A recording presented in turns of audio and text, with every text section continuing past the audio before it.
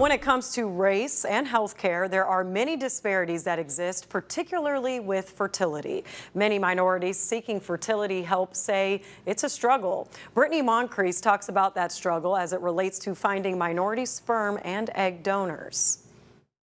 Well, earlier this year, the rapper The Brat and her wife Judy spoke up about the shortage of minority egg and sperm donors during their road to motherhood. They say that shortage led them to choosing a non-black donor, which they later received some pushback when they shared their story with the public.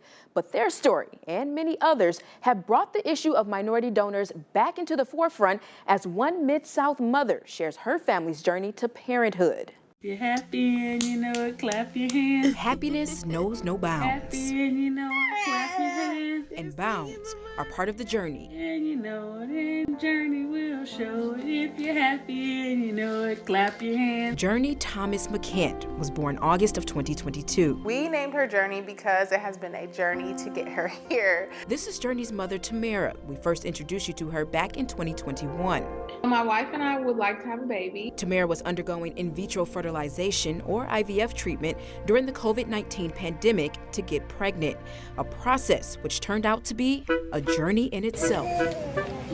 That was a long process. The donor process is essentially, it's like looking at a yearbook. Like you open the book or the website and then there's all of these donors. There's like 50,000 donors. And I'm like, oh, this is great. You can go by nationality, by race, by geographic location. Before Tamara and her wife, We want to have a black donor because my wife and I are both black, and you go from 50,000 donors to about 20.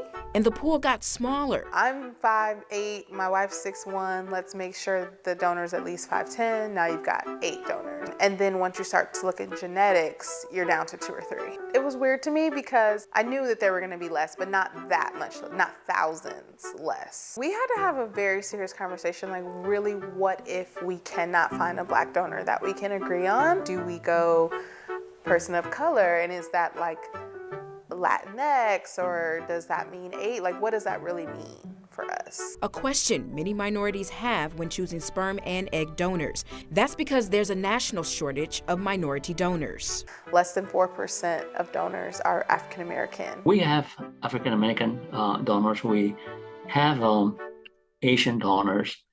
But it's a struggle. Nashville Center for Reproductive Health Medical Director Dr. Jaime Vasquez points to the costs. The federal government provides, very poor medical care with Medicare and Medicaid to Americans. And when it comes to infertility, they provide absolutely no care. So private insurance companies say, well, if the government does it, why shouldn't I? Dr. Vasquez says fertility costs can be expensive for both patients and health providers. What we do, because for us it's very important to be inclusive, is to increase the radius at which we are communicating with donors, and then hit pockets in the country where different ethnicities are highly concentrated. Bus is turning. Paying for transportation, patient care, room and board, and genetic testing. We should not be worried about that. We should be worried about the patient, and how good the medical care is. And we have to know the habits of the donor and make sure that they have a healthy lifestyle. Tamara also did some research herself. Typically, back in the day when these cryobanks first started, they're looking for blonde hair, blue-eyed, tall, and so that's what a lot of the cryobanks have. You also need 3 to 4 generations of medical history. And so in the African American community, you may not know your mom and your dad, and they might not know their mom or their dad. And so that significantly reduces the amount of donors that you have. And within the Black community specifically, you have colorism issues, and so the African American dark-skinned donors aren't in demand, so the sperm banks aren't supplying them. It's like the grocery store is full of food and nothing that you can eat. Angela Stepanczyk is CEO and founder of Reproductive Village Cryobank, opening in Washington, D.C. We offer not just services and support to the families and the women who are on these journeys, but also to the donors. She and her wife also struggled for months to find a Black donor. That's when we went for non-Black sperm.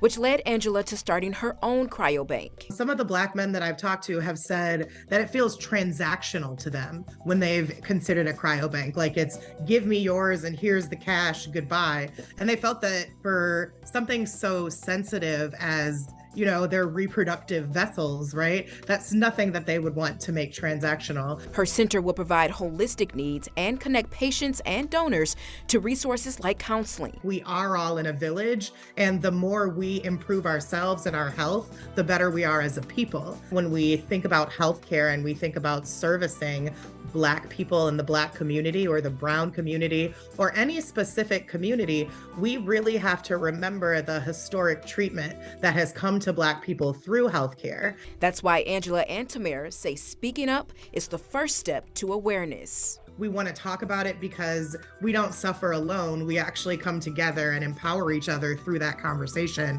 Right now, I would love to see more Black men speaking out on this issue. I think we have to name it first. I think that we have to say, hey, here are the reasons why we don't have a lot of donors of color. Hey, girl. And I think that we have to be intentional about it while also protecting the process, because there's a reason why you need 3 generations of genetic, information. And understanding and improving the reasons leads to more happy outcomes. Once we got through it and I got pregnant and then the baby came, it was like nothing else mattered. It was just that we had our perfect, happy, healthy baby girl. A journey worth every bound.